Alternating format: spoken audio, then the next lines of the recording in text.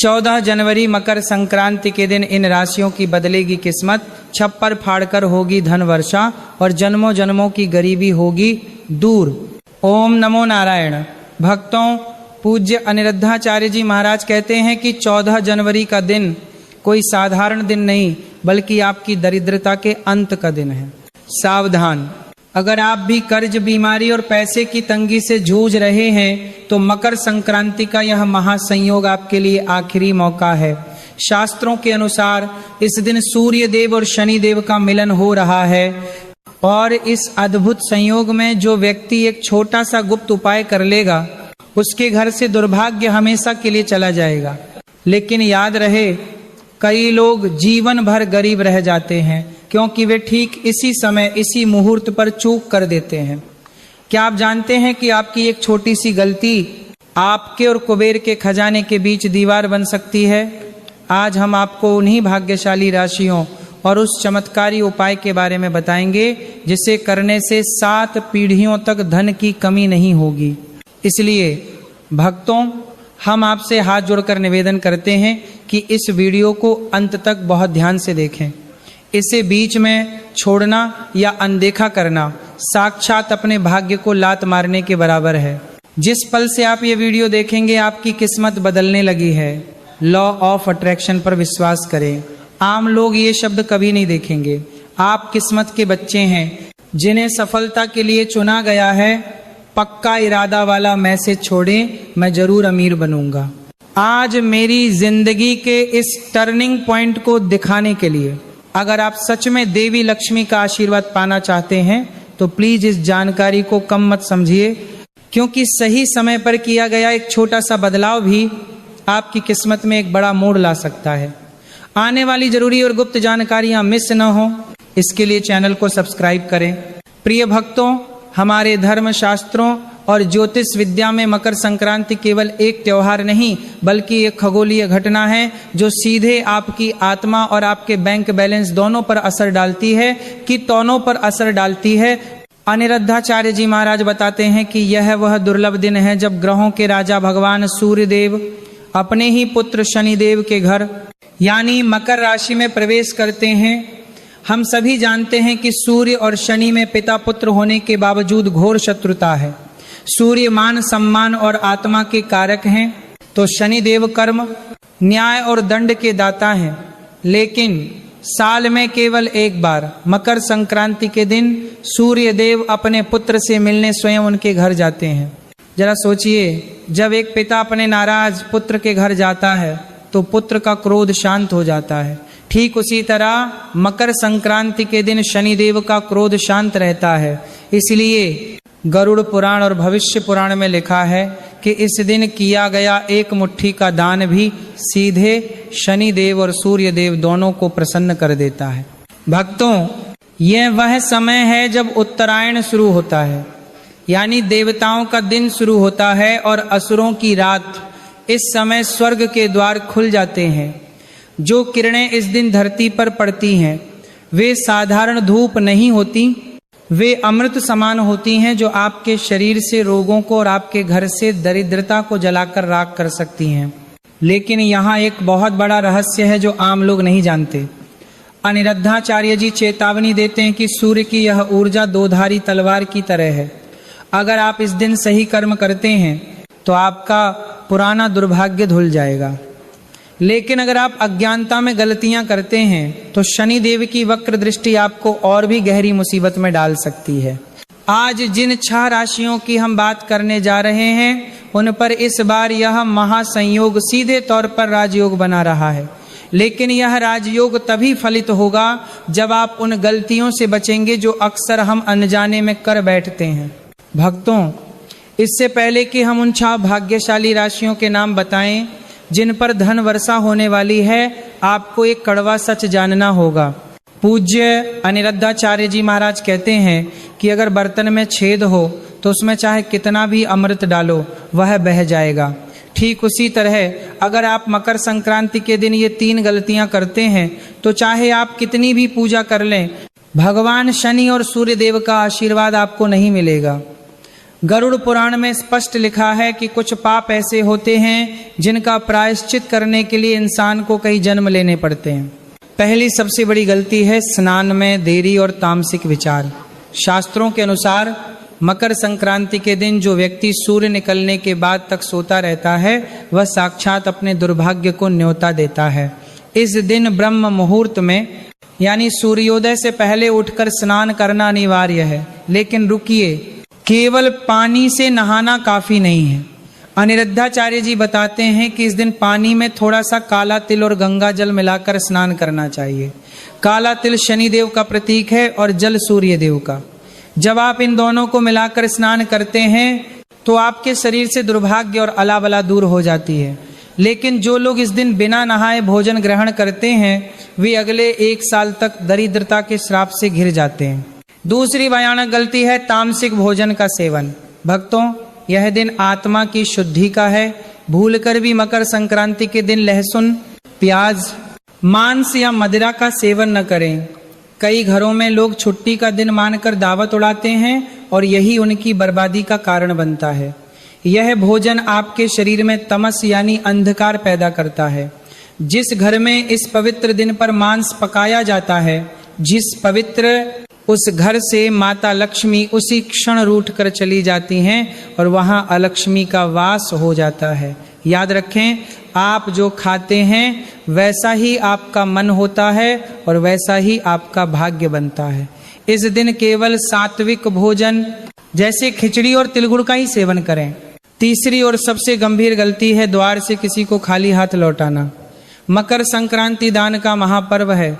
अनिरुद्धाचार्य जी महाराज बार बार समझाते हैं कि इस दिन आपके दरवाजे पर आया हुआ कोई भी भिक्षु, कोई भी गरीब या कोई भी जरूरतमंद साधारण इंसान नहीं है। हो सकता है कि स्वयं शनिदेव या ईश्वर आपकी परीक्षा लेने किसी गरीब के रूप में आए हों। अगर इस दिन आपने किसी भिखारी का अपमान किया, किसी बुजुर्ग को अपशब्द कहे या किसी गाय को डंडा मारा तो समझ लीजिए कि आपने अपने पैरों पर कुल्हाड़ी मार ली। शनिदेव न्याय के देवता हैं और वे गरीबों के प्रतिनिधि हैं। गरीबों का अपमान सीधा शनिदेव का अपमान है। इसलिए इस दिन अपनी क्षमता अनुसार कुछ न कुछ दान जरूर करें, चाहे वो एक मुट्ठी चावल ही क्यों ना हो, लेकिन किसी को खाली हाथ न जाने दें।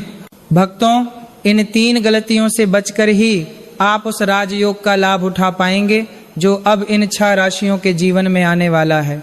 भक्तों, अपनी हृदय पर हाथ रखकर सच बताइए, क्या आप भी अनजाने में अब तक ये गलतियां करते आ रहे थे?